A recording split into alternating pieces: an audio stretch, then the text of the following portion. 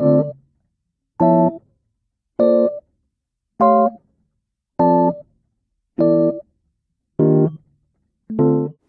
do we create a healthy balance between structure and spontaneity or free flow? Let's talk a little bit about this idea of the bones and the body.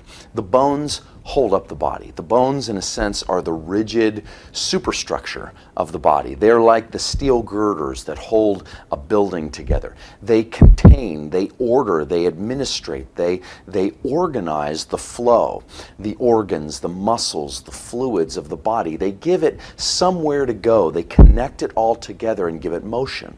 The structure, the bones, are flexible to some degree, but not as flexible as all the fluidity. And I really think this is an analogy for how some people view worship. We have people who are more bone people and people who are more body people. You know, the people who are bone people are great at administrating, organizing, planning, settling the issues beforehand and giving things tracks to run on.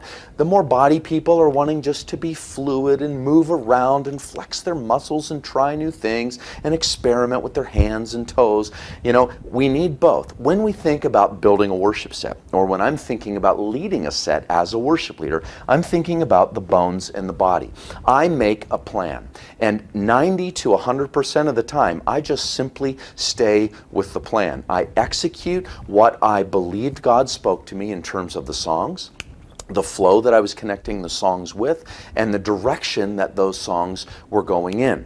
In my rehearsals, I meet with my band and I say, look, if we're going to get free form and spontaneous, it's probably going to happen right here on this chorus. We'll repeat it, and if we repeat it and it feels like it's going to get a bit spontaneous or free form, we're going to repeat these 4 bars of music over and over in a loop until it's clear that I'm signaling us to move on.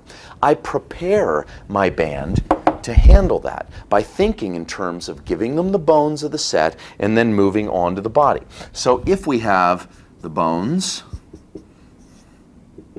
there we go, and then the body all around it, we are now preparing to be spontaneous together, and I'm just going to do little fireworks by me telling people when I think the fireworks might occur, when I think new things might begin to happen, when we might want to experiment musically. My experience is this, is if you will communicate well in rehearsal to your team about these possible moments instead of just seeing if they happen, over time you're going to begin to secure your team. And I'm just going to put a lock there, which means what you're doing is you're fastening them down. You're locking them into your way of leading. They're getting security because there's a sense that you are practicing, that you're not just playing it loose and you know, loosey-goosey, that you are going somewhere, that you are holding to the bones that they actually worked hard to prepare to execute at home and in rehearsal. But then they're going to get a sense of security in you, confidence in you, that as you go along, you're going to come to that place and it begins to breathe and they see that you're going somewhere. They're going to happily go along there with you. Why? Because the next song is probably going to start up the way that you practiced it.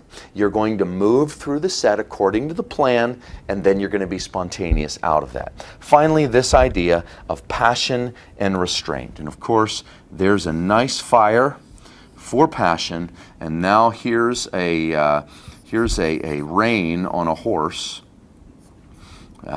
Don't talk about what just happened there. It's more like a leash on a dog. But anyway, passion and restraint. We want to express passion. We want to go for it in worship. At the same time, sometimes our going for it can be indulgent. For us personally as a worship leader or the band, we want to stay connected with our community. And sometimes we just simply need to restrain all that spontaneity we want to experience or we want to express in order to serve the congregation.